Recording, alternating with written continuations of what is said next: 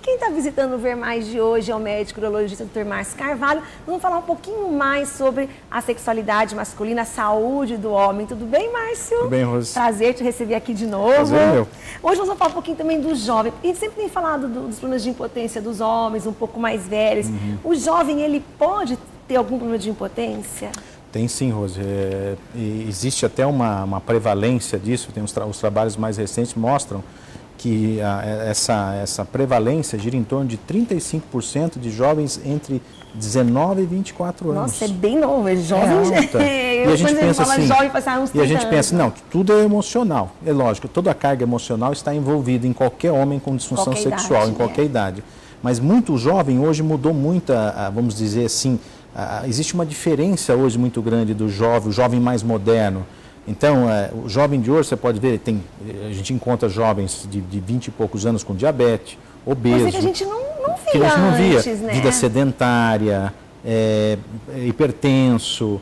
Então, tudo é colesterol elevado, todas essas situações, ou seja, todas essas anormalidades, essas condições que prejudicam o andamento normal do organismo também vão prejudicar a função sexual. Então, na verdade, os jovens não são tantos problemas assim emocionais, eles podem ter problemas mesmo de saúde que tem também, afetam... exatamente, coisa que nós não víamos num passado recente. Hoje em dia, o jovem, vamos dizer assim, o dia a dia, a correria, então o jovem assume mais responsabilidades com menor idade, muito mais cedo, então isso torna a pessoa sujeita aos hábitos incorretos, cigarro, drogas, bebida, né? E aí, nessa hora que o jovem muitas vezes recorre erradamente, sem ir ao médico, no Viagra, nos remedinhos que aumentam a potência, né? Acontece com muita frequência, ou seja, é aquela situação em que a pessoa usa o remédio de maneira recreativa.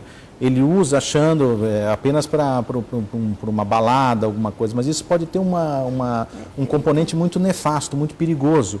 Porque ele pode ter duas coisas, ele deixa de ter um diagnóstico preciso sobre a sua doença, por exemplo, se ele tem diabetes, ele deixa de diagnosticar isso, se ele tem uma outra associação, um hábito incorreto de vida, cigarro, que está prejudicando a vida sexual, e da mesma forma também ele entra num outro espaço perigoso, que seria justamente, vamos dizer assim, ele fica escravo do remédio.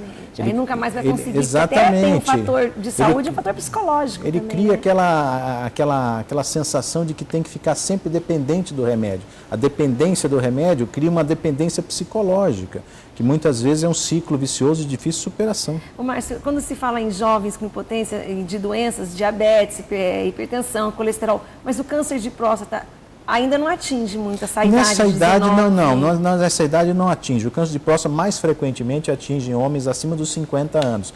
Logicamente que existem homens de 40 anos, de 40 a 50 anos, existe essa parte da população em que tem uma prevalência muito grande também.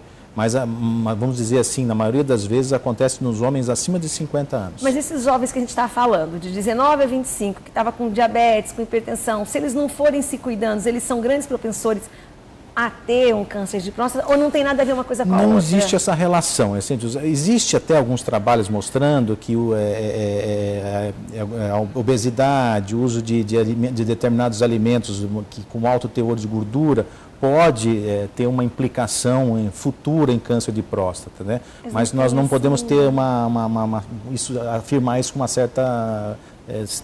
ter uma certidão sobre essas consequências, né? Ô Márcio, a questão emocional, os problemas da vida do dia a dia, eles afetam muito mais os homens sexualmente do que as mulheres? As mulheres têm um casal que tem os mesmos problemas financeiros, dificuldades. A mulher consegue lidar melhor ainda nessa questão quando se refere à sexualidade ou não tem uma... É difícil, Rose. Veja bem, quando o problema sexual atinge o parceiro, o homem, isso cria uma certa insegurança que essa pessoa tem, que esse homem tem, e essa insegurança é transmitida também para a mulher de uma certa forma.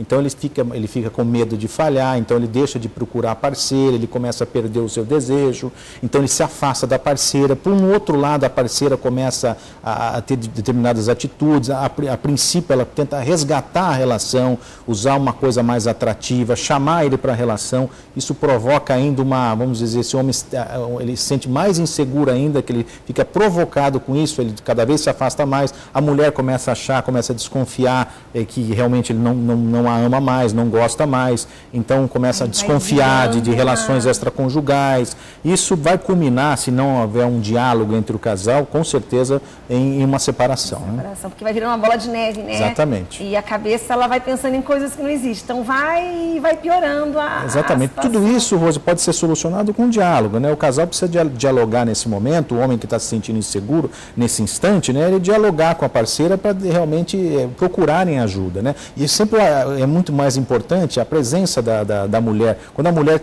vem na consulta junto com o homem, a chance de uma resposta melhor, a chance dele ter uma eficácia melhor no tratamento é muito maior. Então, nesse caso, quando o homem tem esse problema, às vezes ele procura também insistentemente a parceira para provar que não tem...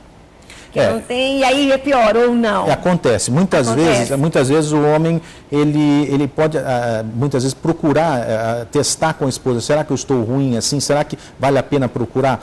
Na verdade, isso não acontece muitas vezes, ele se afasta da mulher. Na verdade, ele se afasta. Ao invés ele pode cair no perigo de procurar uma relação extraconjugal para provar, não é só com minha mulher que pode acontecer, mas daí acontece o pior. Aí ele falha também com uma parceira extraconjugal, aí ele fica totalmente desprestigiado, ele se sente culpado por ter procurado outra, culpado por não ter conseguido com a esposa também. Então isso cria uma certa instabilidade no casal, né? Nosso tempo já está encerrando, então assim, o bate-papo entre o casal e a procura de um médico é ainda a melhor solução. A pessoa não pode conviver com dúvidas sobre sua sexualidade, né? A melhor maneira é procurar ajuda especializada, o especialista existe para discutir. Muitas vezes os tratamentos são simples, apenas um aconselhamento, apenas uma orientação, apenas corrigir certas coisas que a pessoa acha que é anormal e é normal. Isso vale a pena a pessoa investir nessa situação do que ficar com a cabeça pensando em outras coisas e ficando inseguro e trazendo mais complicações emocionais. Márcio, obrigado pela sua visita. Sempre um Já prazer, estamos Rose. aqui agendando uma próxima, combinado? Estamos sempre à disposição, Rose. Obrigada.